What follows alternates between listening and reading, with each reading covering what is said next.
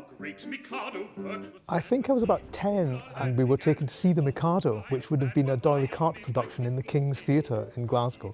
And I thought it was really interesting and I wanted to get to know other Gilbert and Sullivan shows. And my dad had a friend who sang with the Glasgow Orpheus Society. At that time they did almost exclusively Gilbert and Sullivan, but they were an amateur company and we got tickets for all their shows. And so I saw most of the Gilbert and Sullivans with them. Well, I somehow or other grew up listening to it non-stop, old D'Oyly Carte recordings. It's actually so much so that to this day, if I turn it on and my sister's in the house, I can hear her screaming from downstairs for me to turn it off. I mean, I grew up praying and wishing that at some point in the future I would sing Gilbert and Sullivan in a professional capacity. So to be sitting rehearsing it with Scottish Opera, you know, is actually a dream come true. And old and shy and bold, but equally affected.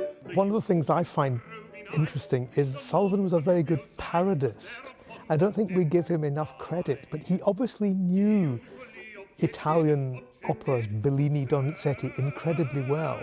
Sullivan had an ear for melody and for orchestration. I mean, he doesn't use a terribly large orchestra compared with many other composers, but he uses it so well that you can't help but admire the craft that's gone into it. It's not easy. It sounds easy, but if you're going to do it properly, it's just as difficult as Mozart or Donizetti. So it really is operatic music.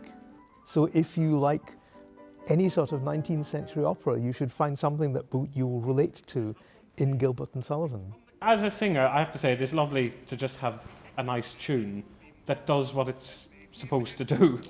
But also, I think, you know, Gilbert's writing, I mean, he's, to this day, you know, revered as one of the best satirists that ever was. So I think, you know, the text that you get to sing is just wonderful to wrap your tongue and your teeth around.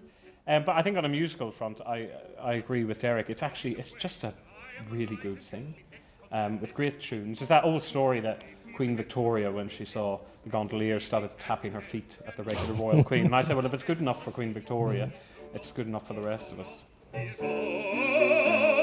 There's something so absurd about Mikado that I just can't help but light up at the thought of it. This idea of this authentic Japanese opera, as I think Gilbert tried to sell it as, which it plainly isn't. No, but you know, it's rich with these odd characters who do very strange things, but that somehow in this world that is created is absolutely believable. And I think that's what I love, that you do sort of just lose yourself in it for the 2 hours it's going and accept the topsy-turvydom of it. Yeah, it's a wonderful night out. It's a wonderful evening in the theatre, and the music just makes me want to smile. For audiences, I have to say, I mean, it is an evening full of, oh, I know that tune. Oh, I know that tune. It does have... It's full of quotations. It has a lot of the big popular numbers that everybody knows. And, you know, it's a lot of toe tapping, particularly for us on stage. Yeah. Toe tapping and sashaying. So, yes. All is right.